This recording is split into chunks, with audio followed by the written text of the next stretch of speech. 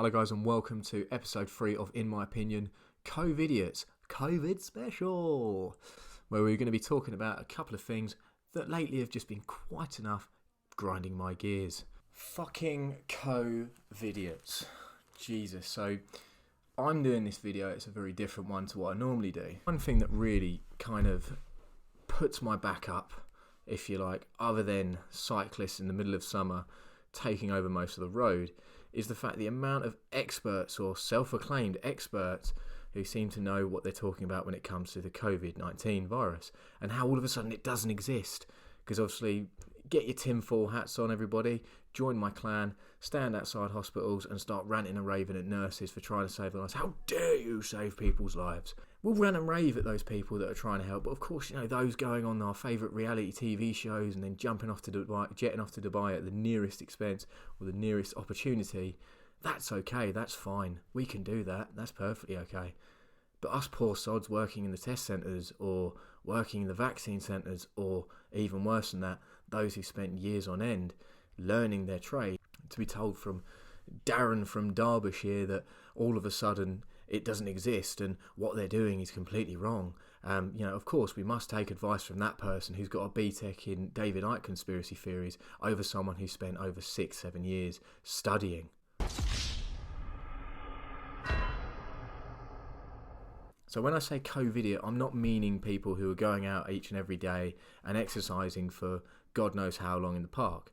That's their prerogative. At the end of the day, the way I see it is they're dealing with their mental health or any form of stress, or just having some form of exercise and trying to stay healthy, because this virus is certainly not great for those who aren't living very healthily, or so it seems, not even good for those who are healthy.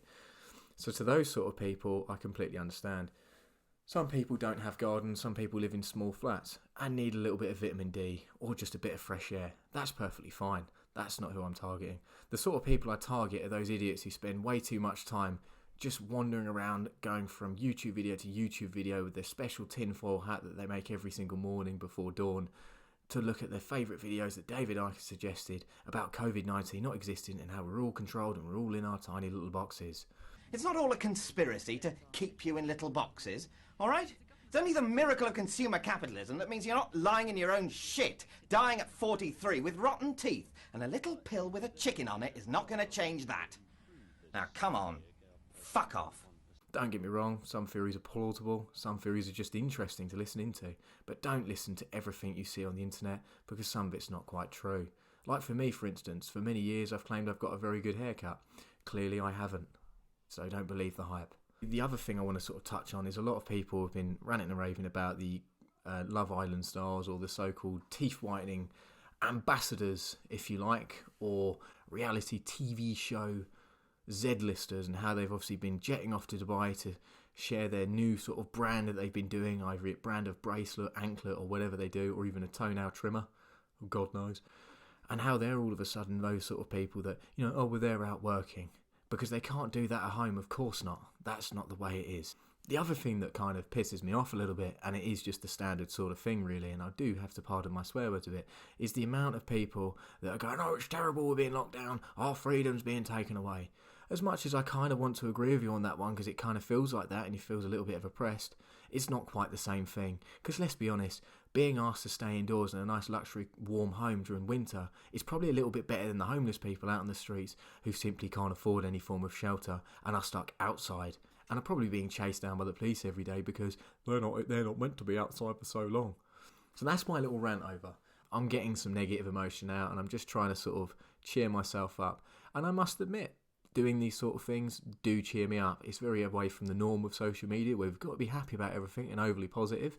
I think sometimes it's very, very important to just vent your true emotion, whether it be happy and you're embracing that time, or whether you're a bit sad or a bit down or a bit annoyed. It's always quite healthy to just get it out in the open.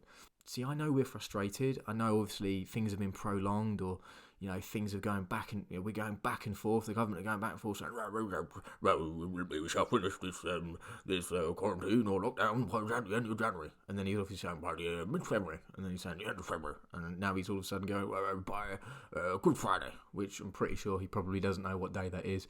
And the counterfact, he probably doesn't know what day it is right now or where he actually is.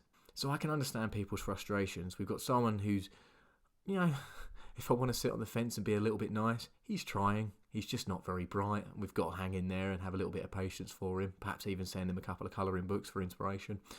But we've also got to be patient and just try and work on other things. It is tough. Things are tough. One thing I really will say, and it's something not a lot of people will say, if you're feeling negative, go out and feel a little bit negative. Embrace that emotion, but persevere with it. And use that energy for something that perhaps could be productive and which could turn into something quite positive. I.e. what I'm doing now, having a little rant and rave, because I actually quite like it. I'm a moany. Venting's one thing, but make sure you call out to your friends, especially friends that you know are alone at this current time, because it can be really tough. It may be tough for myself, but unfortunate enough, I live with my mum, and obviously I go into work each and every day and I socialise with people on a regular sort of basis. But of course, if you know someone who is alone or doesn't have anyone to talk to, give them a call at any point. A call can go a little bit further than an actual message on Facebook or Insta or even just a text. Make sure you reach out to your friends. Make sure if you are feeling alone and feeling a bit low, or for some reason you just don't feel like you want to confide into your friends, do try and confide in the charities that are listed below in the comment section, as it will do the world of good. And if you feel confident, drop me a message and we'll have a little bit of a rant about it. This has been me. I was going to say your boy, but I'm not really straight anymore and I'm too old to say stuff like that. This has been Ace of Peach. I hope you've enjoyed my little rant. Good night. God bless.